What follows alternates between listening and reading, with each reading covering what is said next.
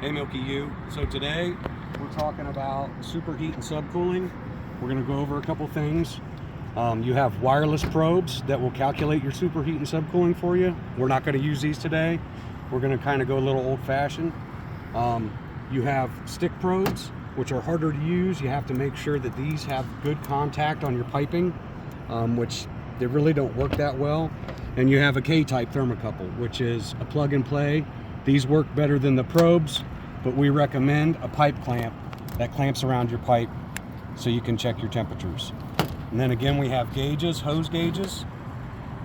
We're not going to use these today because we are hooking up to a sealed system that came from the factory pre-charged. We have hoseless gauges hooked up in here on our high side and our suction side. We're going to put a hose clamp on our suction side because this unit wants superheat. So we're going to check the superheat on this unit. So generally on a day like today, it's 63.8 degrees outside. We don't like to check superheat or subcooling unless it's above 70. But for learning purposes, here we are. Our pipe temperature right now is 52 degrees. We'll look at our suction pressure. It is 115 psi. And there's a temperature scale in pink on here. And come out and look at the other set of gauges.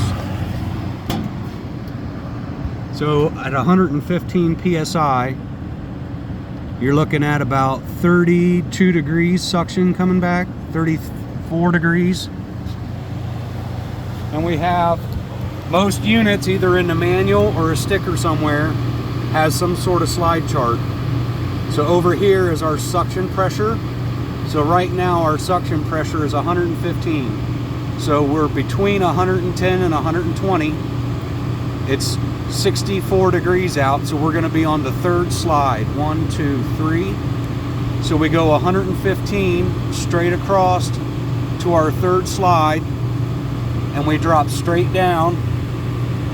We want our suction line to be about 57 degrees, which we're not really going to have today because our space is cold and our outdoor is cold, but we are currently a 52 degree suction.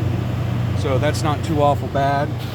We're not going to adjust the charge on this unit because, like I said, it's factory charged, it's weighed in charge. We're not going to mess with it, but that's generally what you're looking for.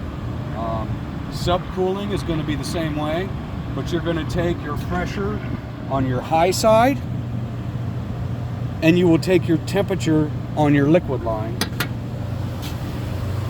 which is going to be in here, going back to your evaporator coil. So it's generally the smaller line going back past your filter dryer over to your evaporator coil.